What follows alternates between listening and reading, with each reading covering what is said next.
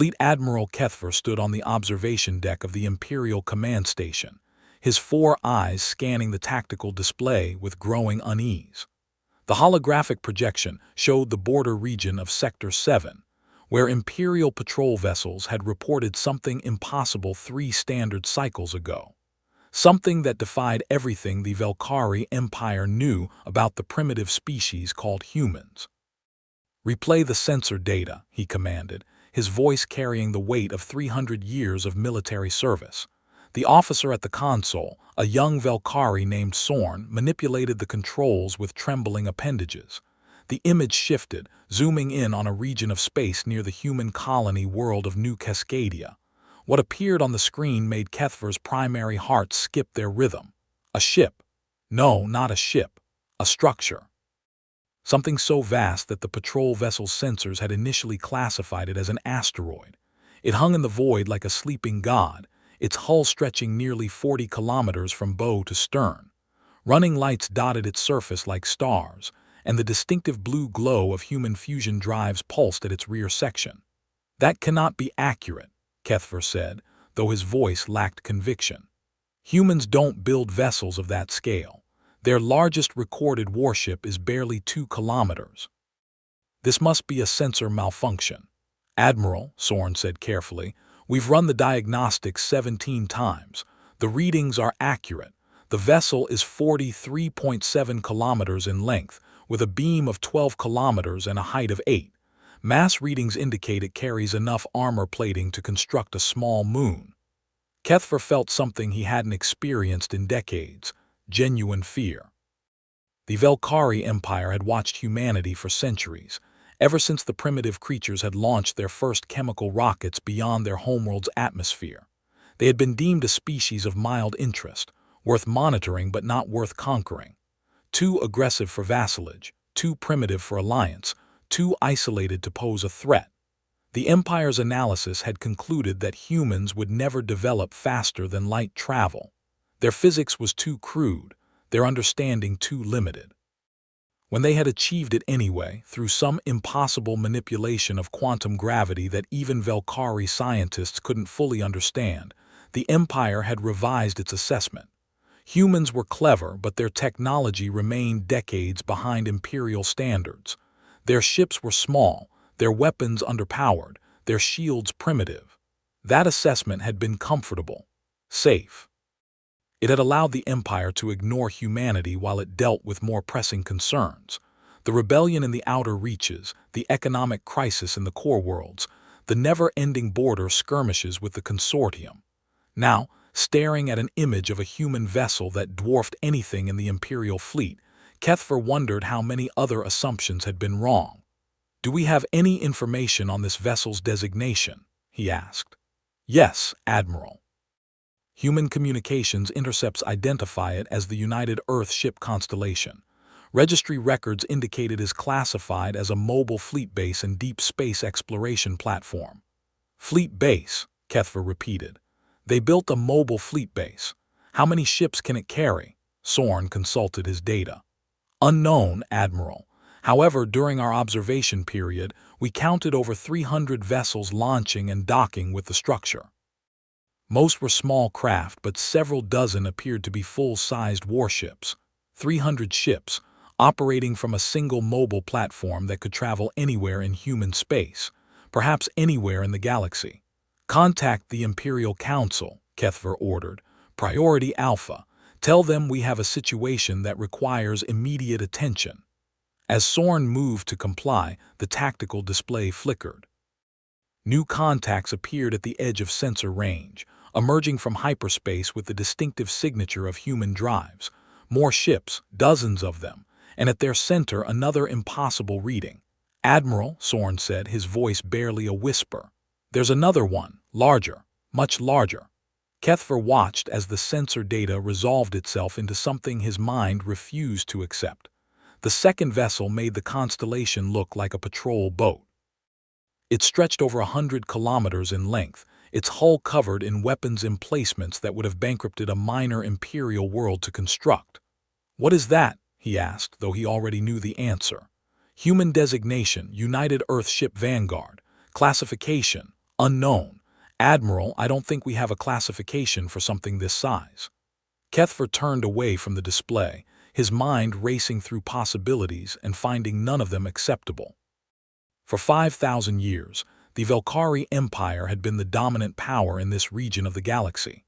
They had conquered 100 worlds, subjugated dozens of species, and built a civilization that stretched across 10,000 light years. They had never considered that someone might be building something bigger. Far across the sector, aboard the bridge of the Vanguard, Admiral Catherine Cole studied the same tactical display from a very different perspective. The massive command center around her hummed with activity, hundreds of officers and crew members coordinating the most significant military operation in human history. Velkhari patrol vessel is pulling back, Commander Daniel Reeves reported from his station. They've definitely spotted us. Good, Catherine said. That's the point. How long until the rest of the fleet arrives? The Constellation is in position.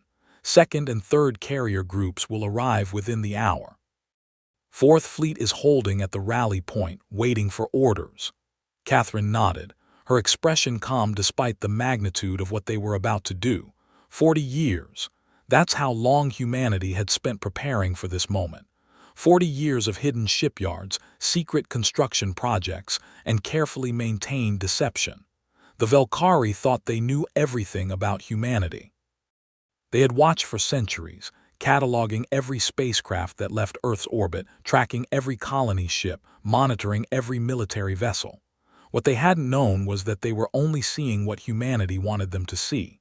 The small ships, the underpowered weapons, the primitive shields, all of it was real in a sense. Those were the ships humanity showed the galaxy, the ships they allowed to be observed, the public face of human space power. But behind that face, in shipyards hidden inside asteroid fields and constructed within the cores of gas giants, humanity had been building something else entirely. The true fleet. The real military power that would guarantee human survival in a galaxy that viewed them as nothing more than an interesting primitive species worth monitoring. Catherine remembered when she had first been briefed on the project, back when she was a young captain commanding a destroyer that the Velkhari had catalogued as typical of human design limitations. She remembered her disbelief when she'd been shown the construction yards, the massive frameworks where ships like the Vanguard were being assembled. "Why so big?" she had asked. The admiral who had recruited her, a man named Paul Martinez who had died 3 years ago never seeing his vision completed, had smiled. "Because," he had said, "when you're a small species in a big galaxy, you need to make a big impression. When we reveal ourselves, I want every empire and every power in this region of space to look at what we've built and ask themselves one question. What else don't we know about humanity?" That question was about to be asked across 1,000 worlds. "Admiral," the communications officer called out, "we're receiving a transmission from the Velkhari command station. They're demanding to know our intentions." On screen, the main display shifted to show the face of Fleet Admiral Kethver. Even through the translation protocols, Catherine could read the confusion and fear in his expression. Good. Fear was useful when properly applied. "I am Fleet Admiral Kethver of the Velkhari Empire. You have entered Imperial monitored space with an unprecedented military force. Explain your intentions immediately, or we will be forced to consider this an act of war." Catherine let the silence stretch for a moment before responding.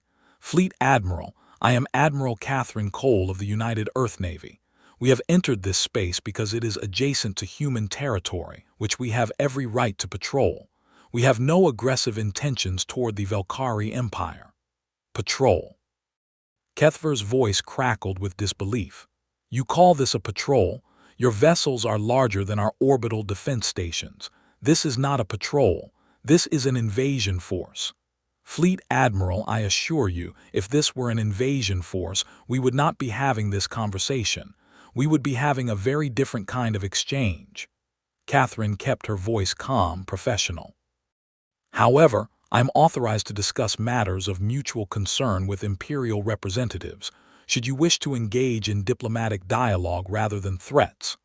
On his command station, Kethver struggled to process what he was hearing. Diplomatic dialogue.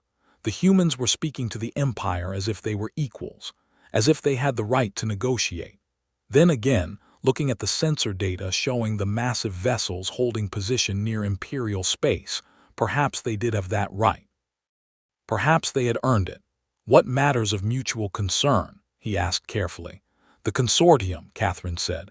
They've been probing both human and Imperial border regions for the past decade. We believe they're preparing for a major offensive against both of us. Kethfer felt his secondary heart stop. The consortium, the ancient enemy of the Velkari, a federation of species that had been fighting the Empire for millennia. How did the humans know about the increased consortium activity? Imperial intelligence had been trying to keep that information contained. You have intelligence on consortium movements. We have intelligence on everything, Fleet Admiral. We've had observers throughout this region of the galaxy for decades. We simply chose not to reveal ourselves until now. Catherine paused.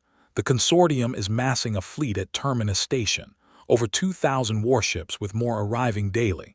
They plan to strike at your core worlds within the next 6 months. That's impossible. Our intelligence would have detected such a buildup. Your intelligence detected what the consortium wanted them to detect, just as your intelligence detected what we wanted you to detect. Catherine allowed herself a small smile. Fleet Admiral, the galaxy is not what you think it is. Powers that you've dismissed as primitive or irrelevant have been playing games that your empire never suspected. The consortium understands this. They've been preparing for this war for longer than you know.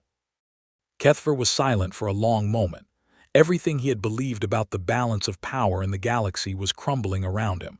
Humans with massive fleets, the consortium with invasion forces. What else had the Empire missed? Why are you telling us this? He finally asked. Why reveal yourselves now? Why warn us about the consortium? Catherine's expression became serious. Because the consortium doesn't just want to defeat the Empire, Fleet Admiral. They want to eradicate it. Every world, every colony, every Velkari citizen. They've made their intentions clear in intercepted communications. And once they're done with you, they'll turn their attention to us. Humanity believes in self-preservation, she continued.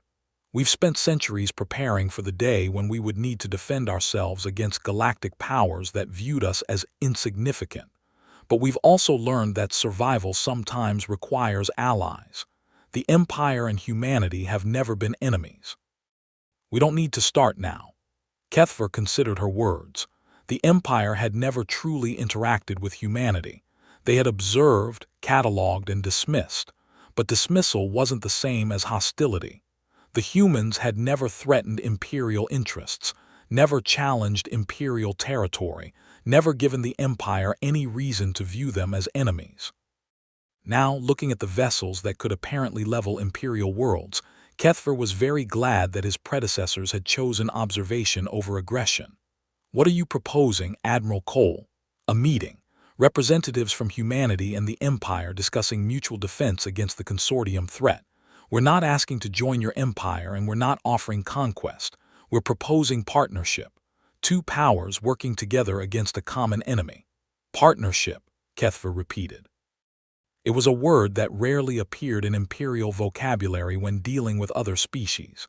Subjugation, vassalage, conquest. Those were the traditional terms, but traditional terms didn't apply to species that built ships larger than anything the Empire had ever constructed. I will need to consult with the Imperial Council, he said. This is beyond my authority to decide. We expected as much. We'll hold position here and wait for your response. But Fleet Admiral. Catherine's voice took on an edge. Don't take too long. The consortium won't wait for bureaucratic processes. The transmission ended, leaving Kethfer alone with his thoughts and a tactical display showing an impossible human fleet. Admiral, Soren's voice was hesitant. What do? We contact the council, Kethfer said slowly, and we pray that they're wise enough to listen. 3 standard cycles later, the Imperial Council chamber was in uproar. The 12 high counselors sat at their elevated platforms, their voices overlapping as they argued about the human revelation. Kethfer stood at the center of the chamber, feeling very much like a messenger about to be blamed for the message. This is clearly a deception, High Counselor Vethril declared. his ancient voice carrying the weight of his 300 years of political experience. "The humans are attempting to frighten us into submission.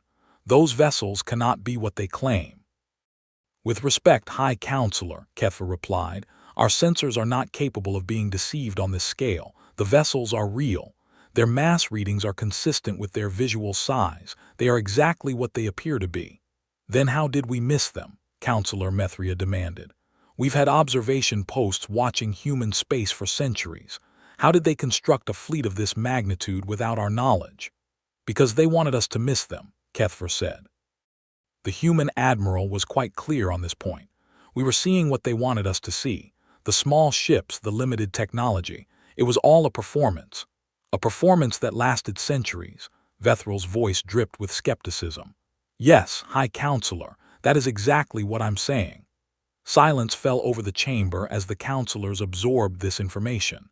The idea that a species they had dismissed as primitive had been deceiving them for generations was deeply uncomfortable. It challenged fundamental assumptions about Velkari superiority. "What of their claims about the consortium?" Counselor Jethros asked. The youngest member of the council, he had always been the most willing to consider unconventional perspectives. "Our intelligence services are investigating," Kethfer reported. "Initial findings suggest that the humans' information may be accurate. There has been unusual activity in consortium space that we had attributed to internal reorganization. If the humans are correct, it may instead indicate preparation for war." "And if they're lying," Vethral challenged, "if this is all an elaborate scheme to manipulate us?" "Then they've chosen a strange way to do it," Jethros observed. "They could have simply attacked. Their fleet appears capable of engaging our border defenses directly. Instead, they've chosen to talk, to offer partnership. That suggests they're telling the truth about their intentions." "Or it suggests they want something from us that conquest wouldn't provide," Methria countered. "What could they possibly want?" Vethral asked. "They clearly have resources we never suspected, technology we don't understand. What could the Empire offer them?" "Knowledge," Kethfer said quietly. "The Empire has been in this region of the galaxy for 5,000 years. We have archives that stretch back millennia. Star charts, cultural records, diplomatic histories. The humans are newcomers. They have power, but they lack context. And allies," Jethros added. "They mentioned that the consortium plans to attack them as well. If they fight alone, they fight on two fronts, against an enemy that knows this space far better than they do. But if they have the Empire as a partner, they gain not just military support, but strategic depth." The chamber fell silent again as the counselors considered this perspective. It made sense, in a way that pure altruism wouldn't. The humans weren't offering partnership out of kindness.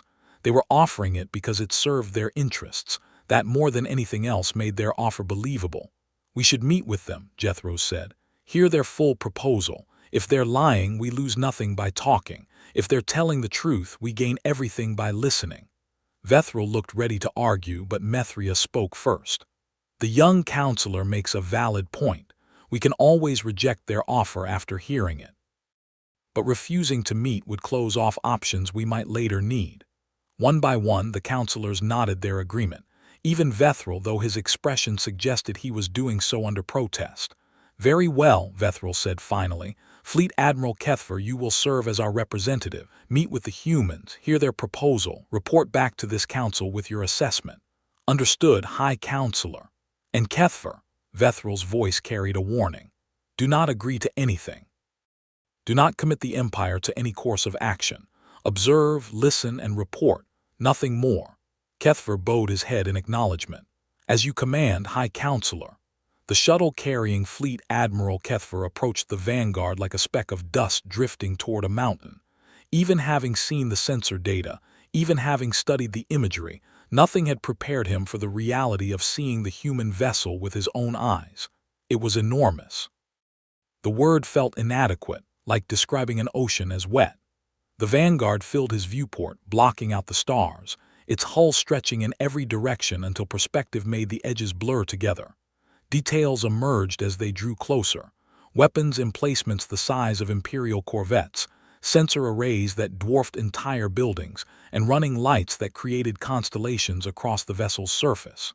"Fleet Admiral," his pilot said carefully, "the humans are directing us to Hangar Bay 7. I should mention that their Hangar Bay 7 is larger than our primary orbital construction facility." Kethfer said nothing. What could he possibly say? The landing was smooth, the human guidance systems interfacing with their shuttle with surprising ease. When Kethfer stepped out onto the deck, he found himself in a space that could have housed the entire Imperial Senate building with room to spare.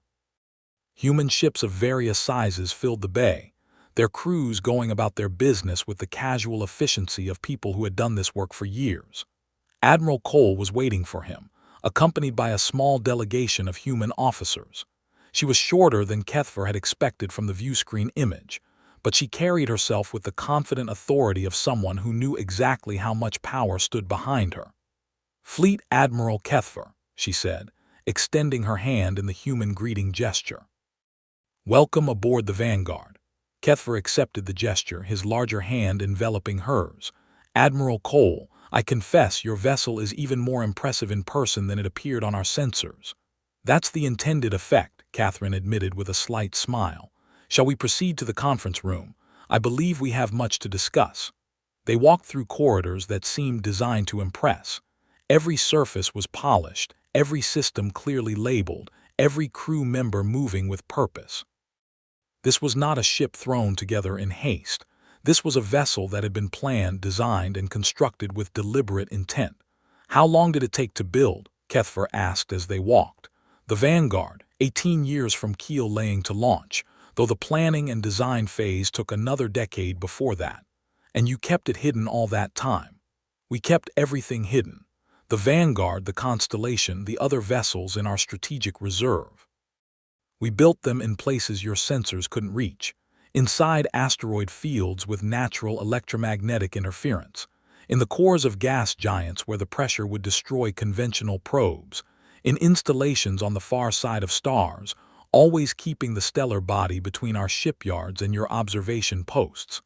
That level of operational security over decades, it seems almost impossible." Catherine glanced at him. "Fleet Admiral, your empire conquered 100 worlds and subjugated dozens of species. You've watched humanity for centuries, treating us as curiosities at best and potential threats at worst. We knew that if you ever decided we were worth conquering, your fleet would crush anything we could field openly. So we made sure our real strength was never open. You were preparing for war with us. We were preparing for survival. There's a difference." She paused at a large door which slid open to reveal a conference room with viewport walls showing the starfield outside. "We never wanted to fight the Empire, but we were ready to if necessary." They took seats across from each other at a table that could have accommodated 20. The human officers flanked their admiral, while Kethfer's own small delegation arranged themselves behind him. "The consortium," Kethfer said, cutting to the core issue. "Tell me what you know." Catherine activated a holographic display at the center of the table. Star maps appeared, dotted with icons representing fleet movements, supply routes, and staging areas. "For the past 15 years, we've had surveillance assets throughout consortium space. Stealth probes disguised as debris, observation satellites masked as natural asteroids, human agents on neutral stations and trading posts. We've built a comprehensive picture of their activities." The display shifted, showing concentrations of red icons in several locations. "The consortium has been consolidating their forces at 3 primary staging points: Terminus Station, which I mentioned before, the Forge, a massive shipyard complex in their industrial core, and a new facility they've built at the edge of the void which we've designated Shadow Base." "The void," Kethfer leaned forward. "They've built a base in the void. A significant one. Our estimates suggest it can support operations for over 1,000 ships. The location makes sense from their perspective. The void is difficult to monitor, dangerous to patrol, and provides excellent cover for force concentration." Kethfer studied the display. The void was a region of space notorious for its navigational hazards. Dense nebulae, gravitational anomalies, and unpredictable radiation storms made it nearly impassable for conventional fleets. The Empire had never bothered to fully explore it, deeming the risk not worth the minimal strategic value. How did they build a base there without detection? The same way we built our fleet, carefully, slowly, and with complete operational security. The consortium learned from your example, Fleet Admiral. The Empire is powerful, but it's also predictable. You don't explore regions you've deemed worthless. You don't monitor species you've dismissed as primitive. You rely on your assumptions about the galaxy, and you don't question them. And you're suggesting we share that trait with the consortium. I'm suggesting that both your enemies and your potential allies have been moving in the shadows while you've been focused on the light. Kethfer sat back, processing the implications. If the humans were telling the truth, and their evidence was certainly compelling, then the Empire faced a threat far more serious than anyone had realized. A consortium attack from multiple directions, launched from bases the Empire didn't know existed, could be catastrophic. What is your proposal, Admiral Cole, specifically? Catherine manipulated the display again, bringing up a new set of maps. A coordinated defense. Human and Imperial forces working together to intercept the consortium before they can launch their offensive. We hit their staging areas, destroy their forward bases, and eliminate their invasion fleet before it can be deployed. You're proposing a preemptive strike. I'm proposing survival. The consortium has spent decades preparing for this war. If we let them choose when and where to fight, we fight on their terms. If we strike first, we dictate the engagement. And what does humanity want in return for this military support? Catherine met his eyes directly. Recognition. The Empire acknowledges humanity as an equal power with full diplomatic status and territorial rights. No more observation posts watching our space. No more treating us as a curiosity to be monitored. We become partners, not subjects. That's all. And access to Imperial archives, star charts, historical records, scientific databases, your knowledge of this region of the galaxy which we lack. Kethfer considered the terms. Recognition and data. That was what humanity wanted, not conquest, not tribute, not submission. Just acknowledgement that they existed as equals and information to help them navigate a galaxy they were still learning to understand. It was almost insultingly modest, given the military power they could apparently bring to bear. The Council will need to approve any agreement, Kethfer said carefully. I cannot commit the Empire to military action without their authorization. We understand. We're not asking for an immediate answer. We're asking for consideration. Catherine paused. Fleet Admiral, in 3 months, the consortium will be ready to launch their offensive. Once that happens, the opportunity for a preemptive strike disappears. We can still win a defensive war, probably, but it will be longer, bloodier, and far more destructive than it needs to be. You seem very confident in your ability to defeat them. We've spent 40 years preparing for exactly this kind of conflict. Our ships are designed for extended operations in hostile space. Our crews are trained for asymmetric warfare against numerically superior enemies, and our weapons systems are rather more advanced than anything we've shown the galaxy before. She smiled again, and this time there was something dangerous in it. Would you like a demonstration? Kethfer found himself nodding before he could think better of it. They moved to an observation deck overlooking one of the Vanguard's primary weapons banks. Through the transparent barriers, Kethfer could see massive turrets tracking toward a target that sensors indicated was an asteroid approximately 50 kilometers distant.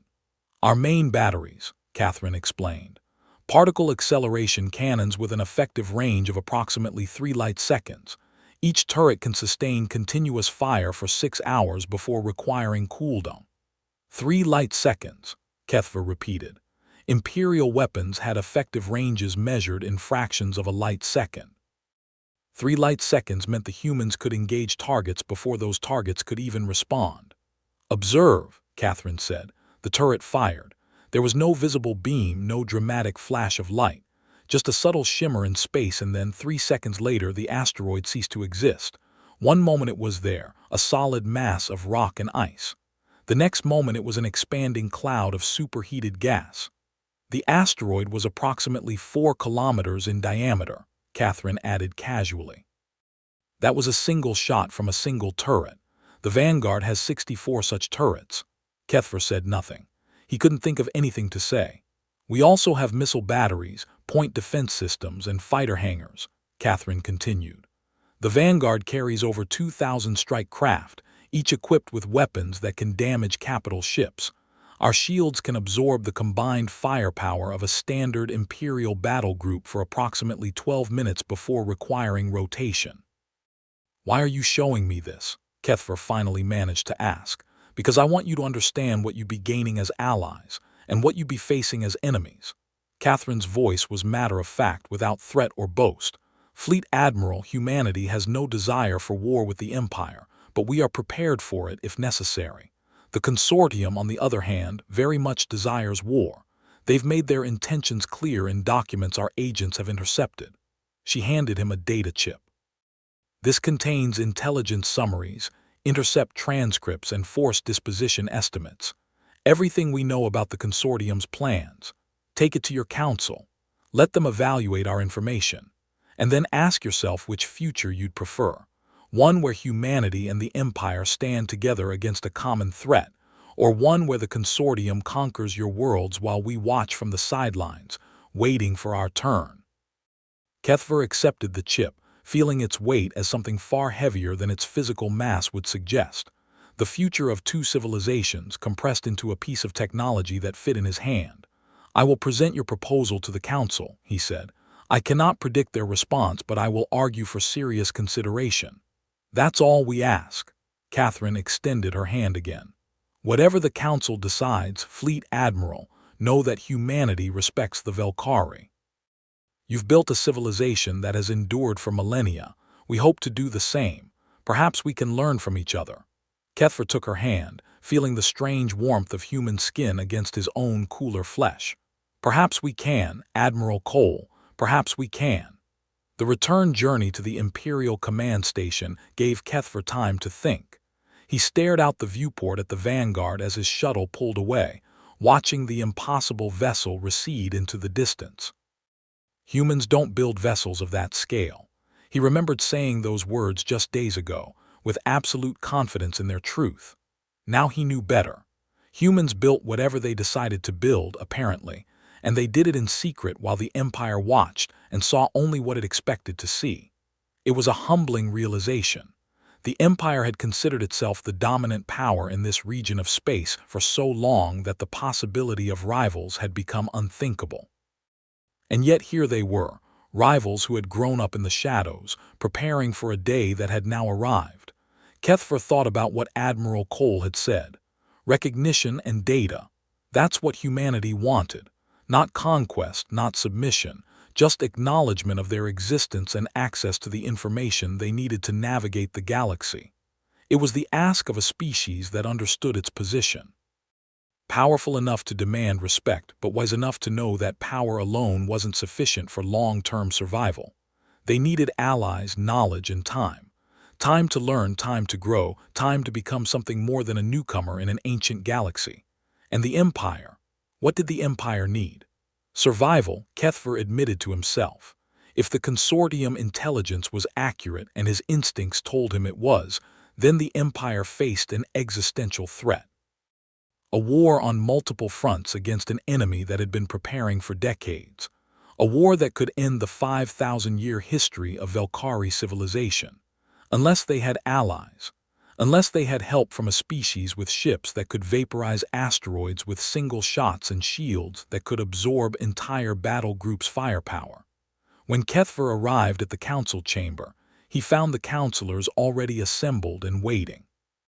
Word of the human demonstration had apparently preceded him, carried by the communications officers who had monitored his shuttle's sensor feeds. "Is it true?" High Counselor Vethril demanded as soon as Kethver took his place at the center of the chamber. "Did they destroy an asteroid with a single shot?" "Yes, High Counselor. A 4-kilometer asteroid, vaporized by one discharge from one weapon. Their flagship has 64 such weapons." The chamber fell silent. Kethver could see the counselors processing this information, their expressions ranging from disbelief to fear to something that might have been calculating interest. "They gave me this," Kethver continued, holding up the data chip. "Intelligence on the Consortium, fleet movements, base locations, invasion plans, everything they claim to know about the coming attack. And you believe them? Mithria asked. I believe they have no reason to deceive us about this. If they wanted war with the Empire, they could simply attack. Their fleet appears capable of engaging our forces directly. Instead, they're offering partnership against a mutual enemy. Partnership, Vethril said the word as if it tasted strange. The Empire does not have partners. We have subjects and enemies. With respect, High Counselor, we may need to expand our vocabulary. Kethver met the ancient counselor's gaze directly. The humans are not subjects. They cannot be made subjects, not without a war that would devastate the Empire even in victory. They are offering us an alternative to that war, an alliance against the Consortium in exchange for recognition and access to our archives. And if we refuse, Mithria asked, then we face the Consortium alone, while a human fleet of unknown size watches from the sidelines. And afterward, assuming we survive, we face the humans themselves who will have had time to study our tactics and identify our weaknesses. Jethro spoke up. Fleet Admiral, in your professional military assessment, can we win a war against the Consortium without human assistance?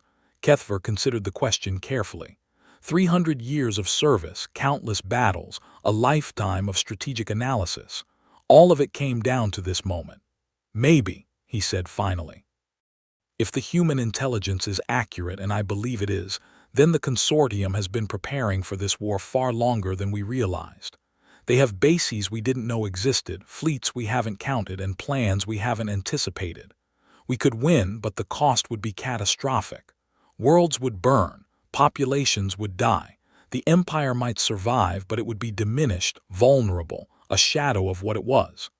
And with human assistance, we could launch a preemptive strike that destroys the Consortium's invasion capability before they can use it. We could win quickly, decisively, with minimal losses on our side. The Empire would emerge from the war stronger, not weaker. The counselors exchanged glances. Kethver could see the calculation happening behind their eyes. 5,000 years of imperial tradition versus the cold mathematics of survival. There is another consideration, Jethro said slowly. If we ally with humanity against the Consortium, we gain something beyond immediate military advantage. We gain a relationship with a species that has clearly been playing a longer game than we realized. A species with technology and capabilities that could be valuable allies or dangerous enemies. You're suggesting we ally with them to keep them close, Vethril observed. To monitor them more effectively. I'm suggesting we ally with them because it's the strategically sound choice, regardless of our long-term intentions. Partnership now doesn't preclude other options later, once we better understand what we're dealing with. Kethver felt a flicker of discomfort at this framing. Admiral Cole had spoken of partnership in terms of mutual respect and cooperation. Jethro's was speaking of it as a tactical maneuver, a way to control a potential threat through proximity. But then, Kethver thought, the humans were probably thinking similar thoughts about the Empire. Partnership between powers was always complicated, always layered with calculations and contingencies. It didn't mean the partnership couldn't be genuine. It just meant both sides needed to be realistic about what they were doing. The Council will vote, Vethril announced, on whether to accept the human proposal for military partnership against the Consortium in exchange for diplomatic recognition and archive access. One by one, the counselors cast their votes. Kethver watched as the tally grew, his heart beating faster with each declaration. 8 in favor, then 9, then 10. By the time the final votes were cast, the result was clear. 11-1 in favor. Only Vethril had voted against, and even his opposition seemed more procedural than passionate. The motion carries, Vethril announced, his voice betraying nothing of his personal feelings. Fleet Admiral Kethver, you are authorized to negotiate terms of military partnership with the human delegation. The Empire recognizes the United Earth government as a sovereign power with full diplomatic status. Kethver bowed his head in acknowledgement. Understood, High Counselor. I will convey the Council's decision immediately. As he turned to leave the chamber, Vethril's voice stopped him. Fleet Admiral. One additional instruction. Kethver turned back. When you speak with Admiral Cole, make sure she understands that this partnership is being entered into in good faith. The Empire does not intend betrayal or manipulation. We recognize that the humans could destroy us if they chose, and we are choosing to trust that they won't." Vethril paused. That trust is rare, and it should be honored by both sides. Kethver met the High Counselor's eyes and saw something unexpected there. Not fear, not calculation, but something that might have been hope. "I will convey your message, High Counselor, and I believe she will understand." 2 months later, the combined human Imperial fleet emerged from hyperspace at the edge of the void. 300 Imperial warships flew in formation with 200 human vessels, including the massive Vanguard and Constellation. At the center of the fleet, Admiral Catherine Cole and Fleet Admiral Kethver stood side by side on the Vanguard's bridge, watching the tactical display update with real-time intelligence. "Consortium defensive fleet detected," Commander Reeves reported. "Approximately 400 vessels in screening position around Shadow Base." "As expected," Catherine said. "They know we're coming. They've had time to prepare." "It won't help them," Kethver replied. Over the past 2 months, he had come to understand just how outmatched the Consortium truly was. Human weapons technology was at least 2 generations ahead of anything in the known galaxy. Their ships could engage at ranges that made return fire almost impossible. Their shields could absorb punishment that would vaporize Imperial vessels. "No," Catherine agreed. "It won't. But I'd rather they had the chance to surrender than simply be destroyed." She opened a communications channel. "Consortium Fleet, this is Admiral Catherine Cole of the United Earth Navy, speaking on behalf of the Human Imperial Alliance. You are surrounded and outgunned. Your base has been located and your invasion plans have been compromised. Surrender now and your crews will be treated according to the conventions of war. Resist and you will be destroyed." The response came quickly, though not in words. The Consortium fleet began to move, forming up for an attack run. Catherine sighed. "I had to try." She turned to her tactical officer. "All ships, engage at will. Primary targets are capital vessels. Disable where possible, destroy where necessary." The battle was swift and one-sided. Human weapons reached across the void, striking Consortium vessels before they could close to their own effective range. Imperial ships provided covering fire and pursued damaged enemies, their crews fighting with renewed confidence alongside allies whose capabilities exceeded anything they had imagined. Within 4 hours, the Consortium fleet had been reduced to scattered survivors fleeing into the depths of the void. Shadow Base fell shortly afterward, its defenses overwhelmed by coordinated assault. The invasion that would have devastated the Empire died before it could be born. In the aftermath, as damage control teams worked through both fleets and prisoners were processed according to Alliance protocols, Catherine and Kethver stood together on the observation deck of the Vanguard. "The Consortium will rebuild," Kethver observed. "This isn't the end of them." "No," Catherine agreed, "but it sets them back decades, and it sends a message to everyone else in the galaxy. The Empire is not alone, humanity is not primitive, and together we're not to be trifled with." Kethver turned to look at her. "I underestimated your species, Admiral Cole. The Empire underestimated you. I suspect we'll be correcting that mistake for generations." Catherine smiled. "Don't feel too bad about it. We worked very hard to be underestimated. It was, after all, the point. And now we build something new, not an empire that conquers, but an alliance that protects. Humanity has never been interested in ruling others, Fleet Admiral. We just want to survive, to explore, to grow, and to make sure that no one ever underestimates us again." Kethver considered her words, "an alliance that protects." It was a strange concept for the Empire, which had always defined itself by what it controlled rather than what it defended. But perhaps he thought it wasn't a bad concept. Perhaps it was something worth trying. "The Council will want to discuss the future of our partnership," he said. "Terms, agreements, protocols, the bureaucracy of alliance. And we'll be happy to discuss it. But I hope that discussion happens between equals, Fleet Admiral. Not between an empire and a curiosity, but between 2 civilizations that have learned to respect each other." Kethver extended his hand in the human fashion. Catherine took it. "Between equals," Kethver agreed, "and perhaps in time between friends." Outside the viewport, the stars stretched to infinity, ancient lights in an ancient universe. Somewhere out there, other powers were watching, other civilizations were planning, other threats were forming. The galaxy remained vast and dangerous and full of unknowns. But it was also, for the first time in history, a galaxy where humanity stood as an acknowledged power, where human ships flew beside imperial vessels, where the assumptions of millennia had been overturned by vessels that shouldn't exist, built by a species that shouldn't have been capable of building them. Humans don't build vessels of that scale, the Empire had believed. The Empire had been wrong, and that was just the beginning, the end.